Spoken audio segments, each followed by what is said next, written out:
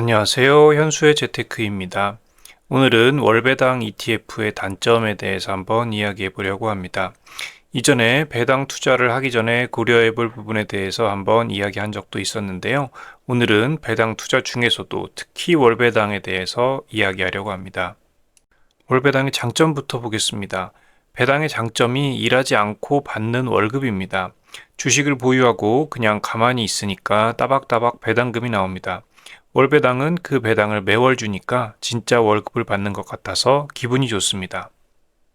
이번에는 오늘의 본론인 월배당의 단점에 대해서 몇 가지 한번 이야기해 보겠습니다.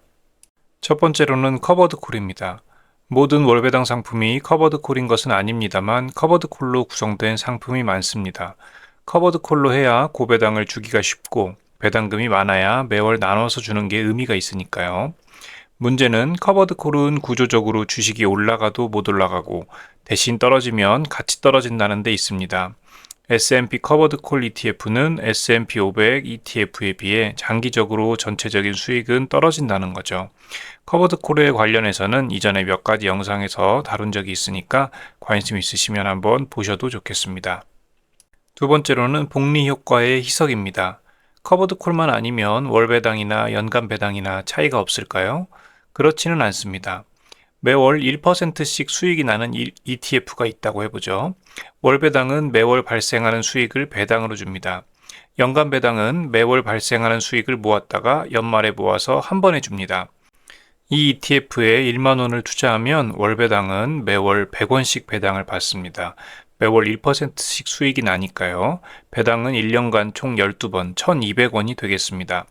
연간 배당으로 주면 매월 1%씩 수익이 생기는데 이 100원이 복리 효과를 일으켜서 전체적으로는 연말에 1268원 정도 배당을 받게 됩니다.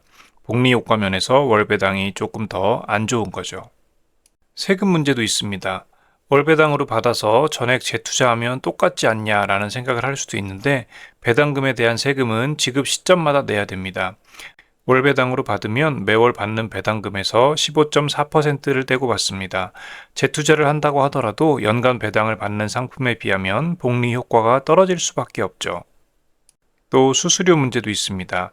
이건 꼭 그런 건 아니긴 하지만 월배당은 연간 배당에 비해서 운용사의 업무량이 늘어나니까 수수료가 높아지는 경우도 있습니다. 월배당 상품이 워낙 인기가 좋아서 수수료를 좀 높여도 팔리니까 운용사 입장에서는 더 높게 출시하는 부분도 있겠죠. 또 한 가지 생각해 봐야 될 부분은 분배금의 출처입니다. 월배당 상품을 가입하는 많은 분들은 사실은 이것을 월급 대용으로 일정한 현금 흐름을 받기 위해서 투자하는 경우가 많습니다. 그래서 운용사에서는 일정한 배당금을 주는 것을 굉장히 중요하게 생각하는데요. 이런 경우에 주식에서 나오는 배당금, 이자, 옵션 프리미엄 매도 같은 것 외에서 투자 원금을 뺏어주는 경우도 있습니다. 이런 경우는 사실은 내 돈을 돌려받는 거니까 눈 가리고 아웅하는 거죠. 사실 진짜 내가 월배당, 그러니까 일정한 현금 흐름이 필요하다면 배당이 아예 안 나오는 ETF를 사서 필요한 만큼 내가 매월 팔아서 써도 됩니다. 셀프로 월배당을 만드는 거죠. 또 ISA나 연금저축 같은 절세 계좌에서 투자하면 세금 혜택도 있으니까 괜찮지 않나 하는 경우도 있는데요. 해외에 투자하는 ETF, 그러니까 국내 상장 해외 ETF 같은 경우에는 이제 해외의 배당소득세를 원천징수, 미국의 경우는 15%를 떼고 들어오기 때문에 과세 이연에서 오는 복리 효과는 사라졌습니다. 또 국내 ETF, 그러니까 예를 들어서 코스피 200 커버드콜 같은 상품에 투자한다면 국내 주식 옵션 프리미엄 매도 수익은 어차피 비과세라서 굳이 절세 계좌 한도를 잡아먹으면서 투자할 이유가 없습니다. 또 더 큰 문제는 절세 계좌에서는 월배당을 받아도 출금을 못한다는 겁니다. 월배당을 받는 이유가 매월 받아서 생활비로 쓰려고 하는 건데 ISA는 3년 유지해야 되고 연금은 55세 이후에 연금으로 수령해야 되니까 출금에서 제한적입니다.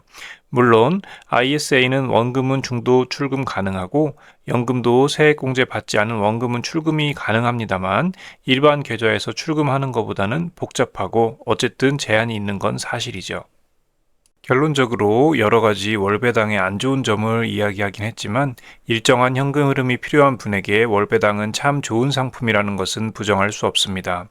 그렇지만 최근 월배당의 인기가 올라가면서 운용사에서 경쟁적으로 월배당 상품을 출시하고 있고 월배당이 무조건 좋은 것이라는 인식도 일부에서는 있는 것 같아서 한번 좀 쓴소리 해봅니다.